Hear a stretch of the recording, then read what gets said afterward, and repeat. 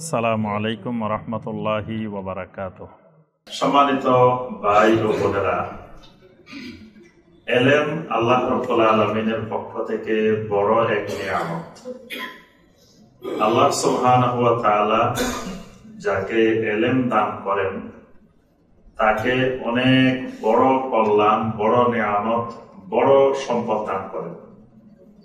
কোরআনে কারিমে আল্লাহ রাব্বুল আলামিন বলছেন, وَمَنْ يُؤْتَ الْحِكْمَةَ فَقَدْ أُوتِيَ خَيْرًا كَثِيرًا। যাকে আল্লাহ রাব্বুল আলামিন হিকমা দান করেন তাকে আল্লাহ সুবহানাহু ওয়া তাআলা অনেক কল্যাণ দান করেন।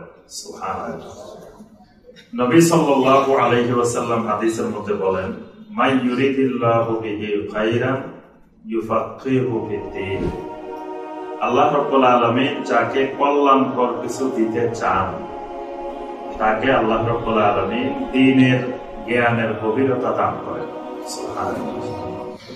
এলেমটা রাব্বুল আলামিনের পক্ষ থেকে বড় নিয়ামত, কিন্তু এলেম পাওয়ার পরে সবাই আবার এলেম দ্বারা হেদায়েত প্রাপ্ত হয় না।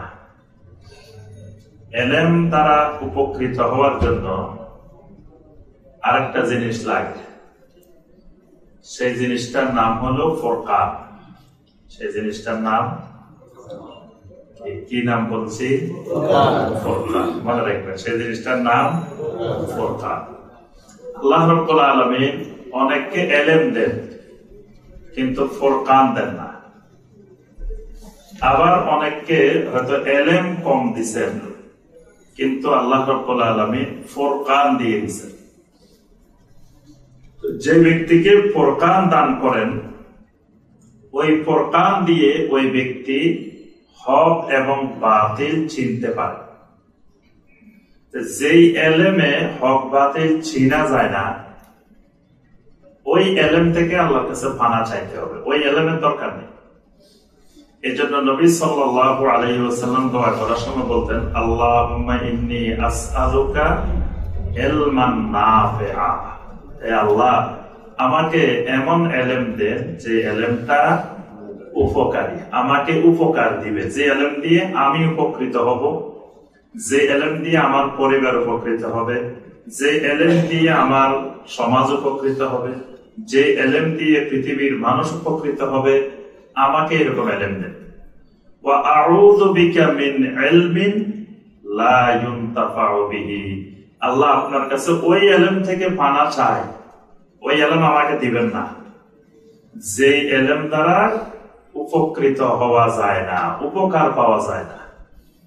ওই এলেম বস্তা বস্তা থাকলেও কোনো লাভ নাই।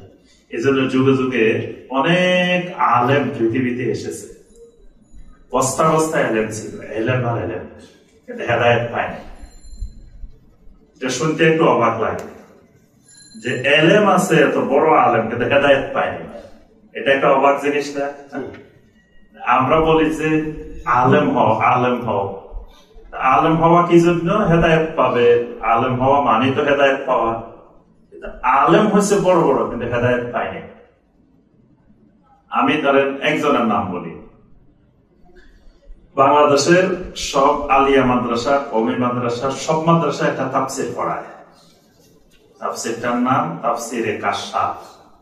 তাফসীরে কাশফ, সংক্ষিপ্ত নাম তাফসীরে কাশফ। এই তাফসীরটার লেখক যিনি, ওনার সংক্ষিপ্ত নাম আল্লামা জামাখশরী।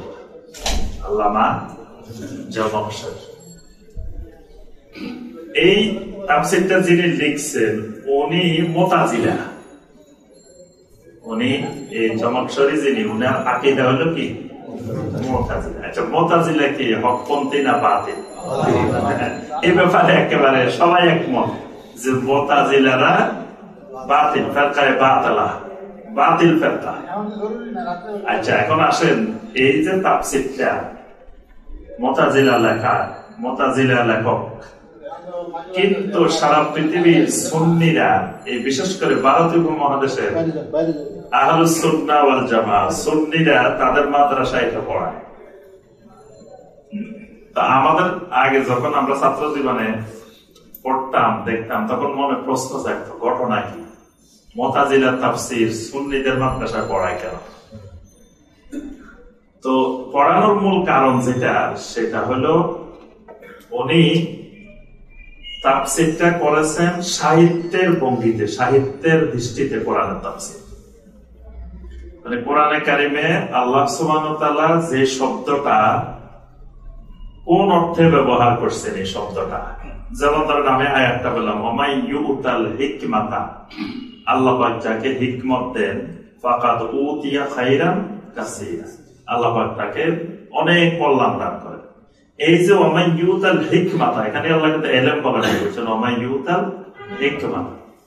এখন উনি তাফসীর করতে গিয়ে এই হিকমা শব্দটাকে ওই যুগের কবিরা কোন কোন কবি কোন কোন কবিতায় ব্যবহার করছেন, কবিতাগুলো ওখানে নিয়ে আসছেন এবং নিয়ে এসে দেখাইছেন যে ওই যুগের আরবি সাহিত্যে বা আরবে হিকমা বলতে এই জিনিসকে বোঝানো হইত।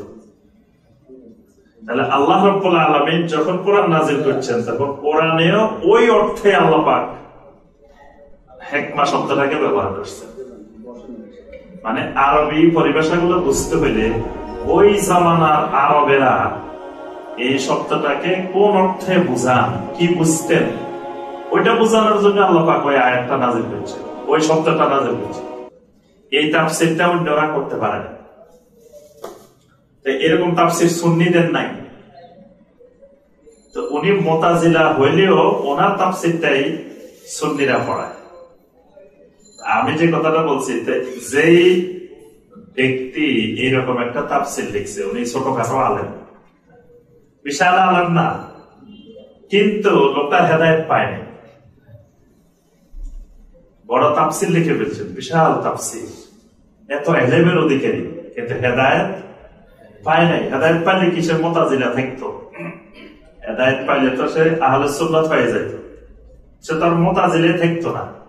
তাহলে বোঝা গেল শুধু ইলম মানুষকে হেদায়েত দিতেও পারে, নাও দিতে পারে। হেদায়েতের জন্য কি লাগবে? একটু আগে বলছি, ফরকান লাগবে। সূরা আল-আনফালের 29 নম্বর আয়াতে কারিমে আল্লাহ পাক বলেছেন, ইয়া আইয়ুহাল্লাযীনা আমানু ইন তাত্তাকুল্লাহা ইয়াজআল লাকুম ফুরকানা। হে ঈমানদাররা, যদি তোমরা আল্লাহকে ভয় করো, ইন তাত্তাকুল্লাহ, যদি আল্লাহ রাব্বুল আলামিনকে ভয় করো, তাকওয়া থাকে তোমাদের ভিতরে, তাহলে আল্লাহ পাক তোমাদেরকে ফুরকান দান করবেন। ইয়াজআল লাকুম ফুরকানা, আল্লাহ রাব্বুল আলামিন তোমাদেরকে ফুরকান দান করবেন। ফুরকানটা একটা পাওয়ার, একটা শক্তি। এটা আল্লাহ রাব্বুল আলামিন যাকে দিয়ে দিবেন তিনি বড় মুফতি, মুহাদ্দিস, মুফাসসির হওয়া লাগবে না।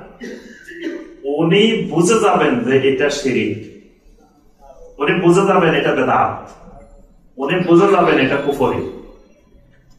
এটা বোঝার জন্য, মানে এইগুলো চেনার জন্য, বোঝার জন্য বড় বড় মুফতি, মুহাদ্দিস, মুফাসসির হওয়া জরুরি না। এটা আল্লাহ প্রদত্ত ওই ফুরকান লাগবে।